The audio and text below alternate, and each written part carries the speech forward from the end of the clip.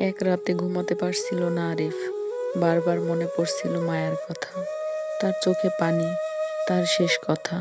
হঠাৎ সে সিদ্ধান্ত নিল, সে ফিরে যাবে সেই গ্রামে যেখানে সবকিছু শুরু হয়েছিল আর শেষ। গ্রামে পৌঁছে আরিফ দেখতে পেল সবকিছু আগের মতোই আছে, কিন্তু কোথাও যেন প্রাণ নেই। সেই বাড়িটার সামনে দাঁড়িয়ে তার বুক কেঁপে উঠল। ধীরে ধীরে দরজা ঠেলে ভিতরে ঢুকলো সে। ঘরটা ধুলোয় ঢাকা, কিন্তু জানালার পাশে একটা কাগজ এখনো পড়ে আছে।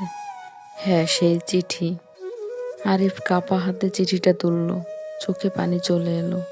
হঠাৎ করে পেছন থেকে একটা ঠান্ডা হাওয়া বয়ে গেল। সে ঘুরে দাঁড়ালো। জানালার পাশে একটা মেয়ে দাঁড়িয়ে, সাদা পোশাকে, চুপচাপ, ঠিক যেমনটা লোকেরা বলেছিল। মায়া, কাপা গলায় ডাকলো সে। মেয়েটা ধীরে ধীরে তার দিকে তাকালো। চোখে ছিল না কোনো রাগ, শুধু গভীর শূন্যতা।